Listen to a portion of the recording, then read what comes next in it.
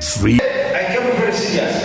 I even have a bear. I'm going to give 10 minutes to each main discussant, the panelists. Because when they see my fellow panelists, my fellow Pan-Africanists,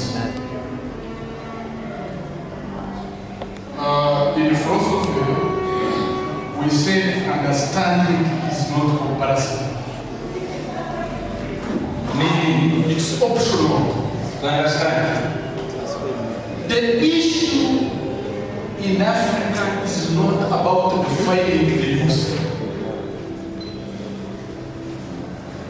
That's a colonial distortion. The constitutions, all the constitutions in Africa are clear. You can be a president at the age of 18. That's why Bloom is a former professor. The reason why you celebrate Youth Day, Women's Day, it's a colonial hoodwinking that every person is seeing you as you gain sympathy.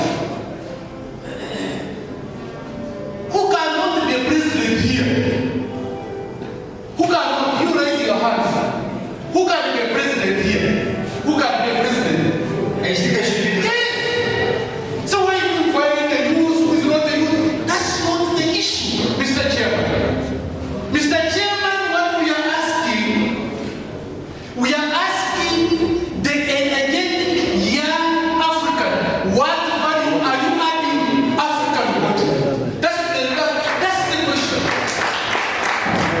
The energy you have, how positively have you used your energy to add value to the voting?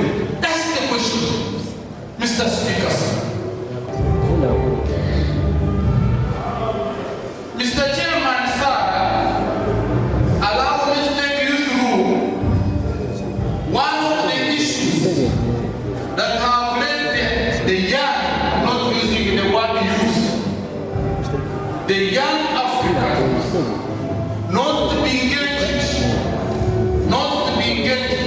in productive ventures or be involved in political, social, and economic ventures. There is a new wave called neocolonialism. Yes. Every young African is interested to go and swim a Muslim toilet in Europe than cultivating in his or her farm. Is it true or not? That's a colonial and mental slavery. I like to draw attention to the Africanicity of the youth. When we talk of nation building, we should bear in mind that we are 68 nations put together, defined under the Constitution. And we should thank ourselves for having been together so far in this level. And maybe at some stage we say, now we're talking of nation building.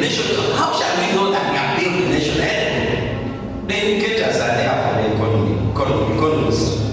One, how happy are people under this umbrella called a nation? Two, how are their welfare? How do they eat? How do they feed? What is their health? How long do they live? What is the life expectancy?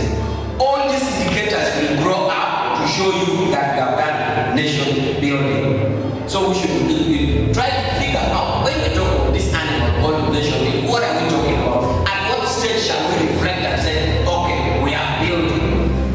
Now, I'll go directly to what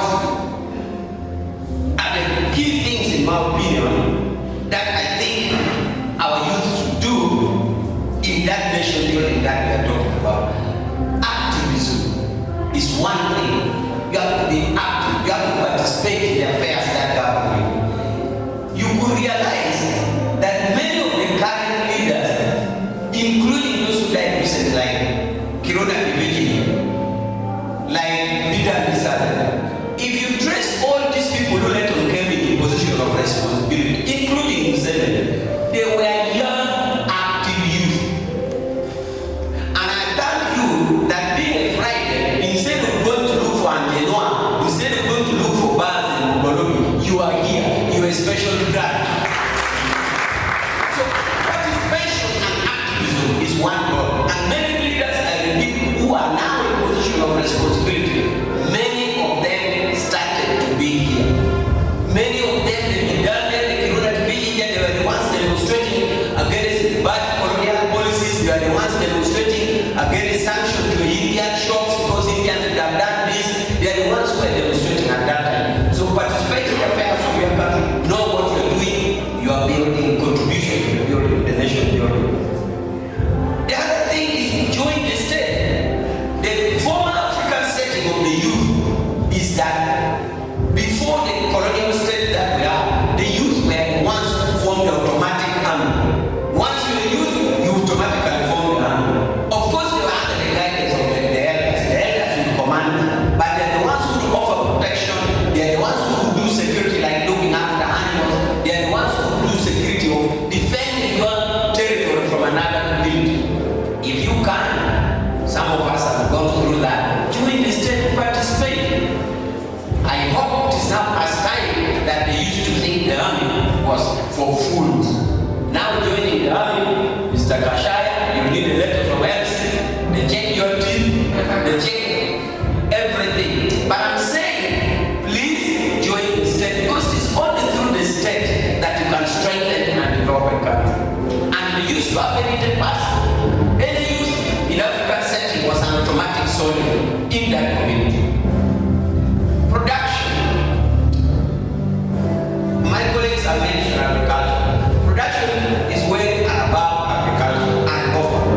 We must, you can call it a value addition or anything, but we must ensure that while we consume, we produce.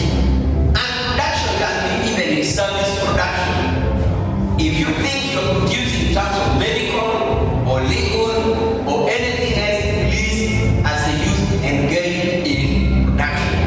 Unless you have chosen politics per se, but politics per se may not take you much because even in that politics you need an economic support. So a youth in the nation building should be productive. If you're good enough now, we have IT, we have everything, you can be productive in any way. And of course, connected to this is that you should bring money.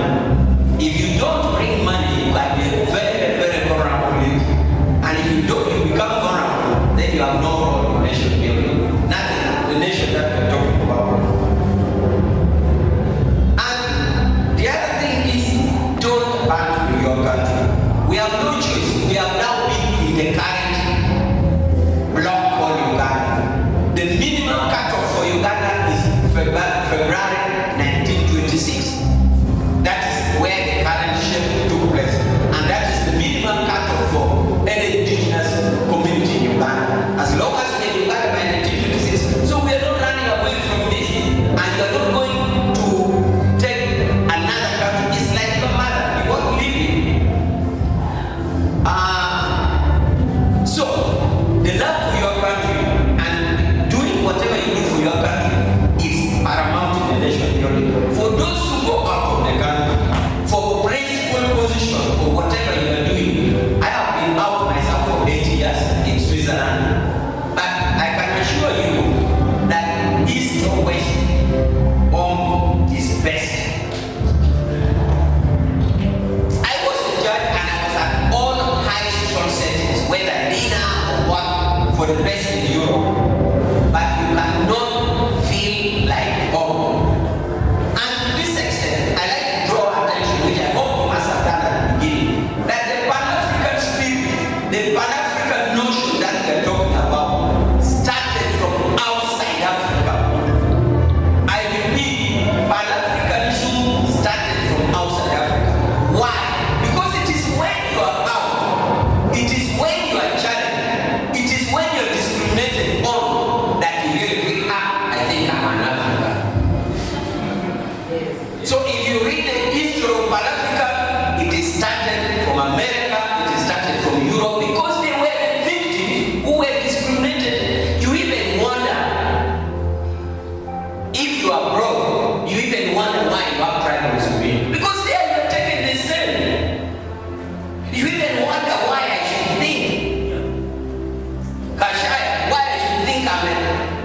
Emuima, and you know, I grew in Mutare, so I know some slogans, and call somebody who local. Okay? Because there you are the same. And that is why Pan-Africanism developed from outside. It simply came back to Africa. So before you go out and feel it, you better know now that you need to be as an African. Because the truth is, for the economic need of imperialism, because capital is never satisfied. If it was possible, forget about human rights and norms. If it was possible for countries to have all Africa there and they take the land, so be it. They don't give a damn about it. They wouldn't care. But now, because we have the UN, then there's a norm, then there's a fear, then you have to behave well, then you have to do that. Then they say, okay, sovereignty, even if you are Burundi, you are sovereign and equal to America. Even if you are a small country like Uganda, sovereignty, you are equal to